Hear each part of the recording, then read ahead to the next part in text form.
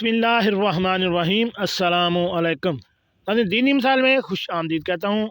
मेरी आज की इस वीडियो का मौजू है हालत हैज़ व नफास या माहवारी। क्या आप जानते हैं माहवारी के दौरान हम बिस्तरी करने से क्या होता है?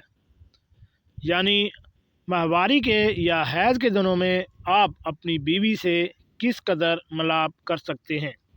चलिए नाज़रीन, चलते हैं इस वीडियो की तफसील की जानब।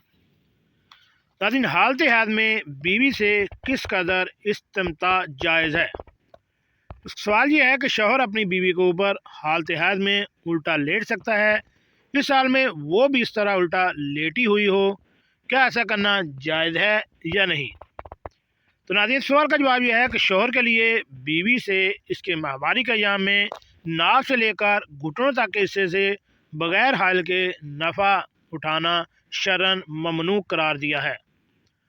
अलबत्ता इस हिस्से के अलावा बाकी तमाम बदन से फ़ायदा उठाने में शरन इजाज़त है।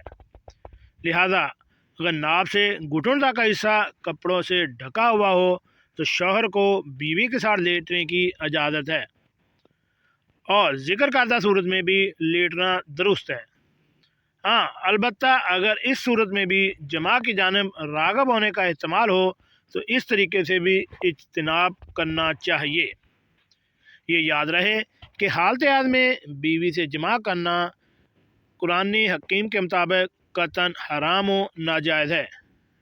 अगर ज़ौजैन बाहमी रजामंदी से इस गुनाह का इर्तिकाब करते हैं तो दोनों गुनाहगार होंगे। दोनों पर सच्चे दिल से इस्तग़फ़ार लाज़म होगा।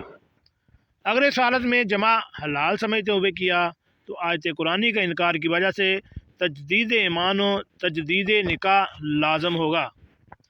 हाँ, अलबत्ता अगर गलती से इस गुनाह का इर्तिकाब हो गया तो तौबा इस्तग़फ़ार के बाद कुछ सदका कर दे ताकि नेकी से गुनाह धुल जाएं। नीज़ अगर हैज़ के इब्तदाई अयाम में जबकि खून सुर्ख होता है ये गुनाह साहवन जर्द हो गया हो तो 1 दिनार यानी 4.374 ग्राम सोने का सिक्का या इसकी कीमत सदका करे। और अगर हैज़ के आखिरी अय्याम में ऐसा हुआ हो तो आधा दिनार या इसकी कीमत सदका कर दें।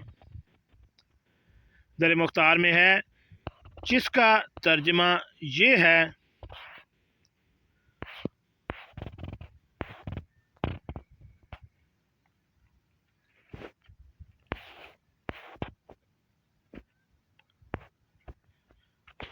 जी नाज़रीन, कैसी लगी आज की मेरी ये मालूमाती वीडियो।